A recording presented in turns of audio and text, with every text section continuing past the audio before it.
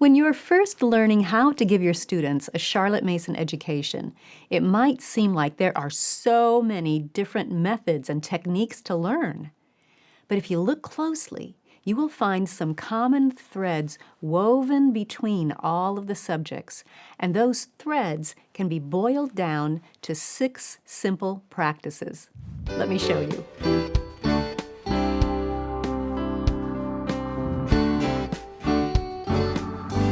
Welcome to the Simply Charlotte Mason podcast. I'm Sonia Schaefer. If you haven't already, be sure and subscribe. We bring you new encouragement and Charlotte Mason training for homeschool parents every week. When I started using the Charlotte Mason approach, I was challenged by the wide variety of subjects and learning how to teach each one. You need to learn how to teach music study and picture study and history and poetry and math and nature study and all of the other lovely subjects that are included. It can seem like a lot. But the more I used her methods and taught others how to use them, the more I began to see patterns emerging. There were common threads woven throughout all of the subjects. That thought intrigued me. I wondered if the methods could be boiled down and simplified. Finally, I was able to settle on 6 practices that are repeated across the subjects. But here's the twist. Those 6 practices are not focused on what the teacher is doing. They're focused on what the student is doing in order to learn for himself. And that's when I realized that those 6 practices are what anyone can use to teach himself about anything. They're tools that we naturally use when we want to learn something for ourselves. Suddenly that science of relations started firing, and it made perfect sense.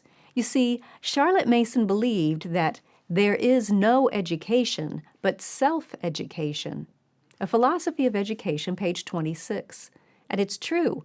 We cannot force our children to learn anything. They have to do the work themselves. Charlotte wrote about that often in her books.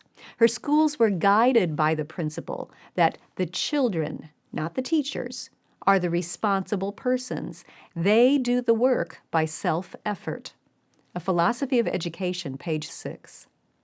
Well, these 6 simple practices are designed to equip your student to be able to learn for himself, to self-educate, throughout his school years and ultimately his entire life. What are the 6 tools? They are observe, read, tell, record, memorize, and create. Now, if you think about it, those are tools that you've probably used to educate yourself. Think about something you recently wanted to learn about. Did you watch someone else do it, either live or on video perhaps? Did you read about it? Did you talk about it, either to yourself or to someone else? Did you perhaps write down or sketch parts of it that were important to you? And then maybe there were specific points that you wanted to memorize so you would have them available at the tip of your mind. And did you use what you had learned to create something of your own? Whether it was a casserole or soup, or a way of organizing your closet, or a way of communicating with a loved one, or a tidbit about a favorite author, or a new knitting technique, or hundreds of other things, you most likely used one or more of those 6 tools to learn it. Observe, read, tell, record, memorize, and create. The question is, how do we give our students these tools? Let me give you 3 tips. Tip number 1, value what each tool brings to the learning process. Each tool for learning brings something unique and beneficial. My husband has a garage full of tools. I've lost track of all the different kinds of tools that he has out there. But I know that when he needs to fix something or to build something, he knows exactly which tools to use. Each one brings something different and necessary to the task. And it's the same with the 6 tools of learning. Each one brings something different, unique, and necessary to the work of self-education. You might consider some of them to be more valuable than others, but be careful that you don't disregard any of them. Over the next few weeks, we'll look at each one in more detail, and I think you'll see the importance of each tool and what it brings to the learning process. Tip number 2, give your student daily opportunities to practice using the tools, all of them. The beauty of the Charlotte Mason method is that the 6 tools for learning are built in. They are interwoven throughout all of the lovely subjects that are included in a Charlotte Mason education. And I think Charlotte did that on purpose, so the student will get plenty of practice with them and become comfortable using them. The interesting thing is that as I look at which tools are used in which school subjects, I notice that sometimes the subjects that we most tend to skip contain some of the most important tools to practice. In the weeks ahead, as we look at each tool, we will also notice which school subjects incorporate that tool. They're scattered across all the subjects. So here's the important point. A Charlotte Mason education embraces a wide variety of subjects. The more of them you include in your homeschool, the more opportunities you will give your student to master these tools. Your job as the teacher is to help your student practice using these tools over and over until each one becomes second nature to him. Oh, at first your student might be focused on the tool itself and figuring out how to use it. But with enough practice, his focus will move past the tool and center only on the ideas that the tools are bringing him. The tools will become invisible, as it were. I like to think of these tools like using eating utensils. When you have a child who's learning how to eat for himself at the table, there are certain eating utensils that you want him to learn how to use. In our culture, those tools are a knife, a fork, and a spoon. You offer him the tools as he's ready, and you gently give him space and time and freedom to practice using those tools until he has mastered them for himself. Now, at first, he might stare at the spoon and watch it go from the dish to his mouth. But eventually, as he becomes more proficient with that tool, he almost forgets that it's there, and he focuses only on the food that it's bringing to him. Think about the last time you sat down to eat. Did you stare at your fork and fixate on how do I use this? I doubt it. No, the tools have become invisible to you. They're just something that you automatically use to get the food in, where you can savor it and ruminate on it and grow from it. And with the Charlotte Mason method, your student will get to that point with the tools for self-education too. If you are faithful to give daily practice, he will use the tools so much that soon they will become invisible. They will become just how he gets the ideas in, where he can savor those ideas and ruminate on them and grow from them. That's the beauty of the Charlotte Mason approach. These tools are built in. We have only to be faithful in giving our students practice with them.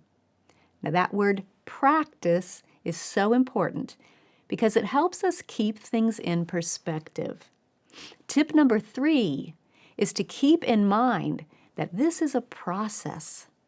None of us is born knowing how to use all 6 tools for learning. It's a process, just as learning to use a spoon is a process. When a little one is learning how to use a spoon or a knife or a fork, he'll probably miss his mouth or drop the spoon's contents right down the front of his shirt, especially when he's first starting out.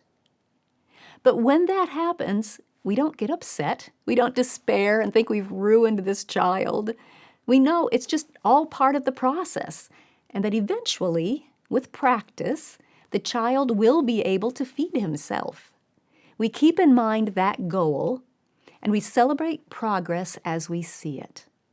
And it's the same with the tools for learning. Your goal is that your student will be able to self-educate, So keep that goal in mind and celebrate progress as it happens. Don't expect that your student will use these tools perfectly from the start. For example, one of the tools is tell, talking about what you're learning. In Charlotte Mason circles, we call that narration. Well, when a student is beginning to narrate, his efforts may at first be scattered and halting or painfully abbreviated. But don't despair. Keep in mind he's practicing with that tool. And just as we do when a child is learning to use a spoon or a fork, you might occasionally give a gentle correction or a hint to help him along the way, but don't pressure him and don't spoon feed him when he's capable of doing it himself. In fact, most children want to do it themselves, and most children want to learn for themselves. Your role as the teacher is simply to assist your student in mastering these practices and tools, little by little, as he is ready. With daily practice and a little guidance every once in a while as needed, your student is going to master each of the 6 practices and be able to use them to self-educate for the rest of his life. I'm looking forward to unpacking these tools one by one and taking a closer look in the coming episodes. We'll discuss what each tool brings to the learning process and how to give your students opportunities to practice them and which subjects offer those opportunities, as well as some practical tips to help you along the way.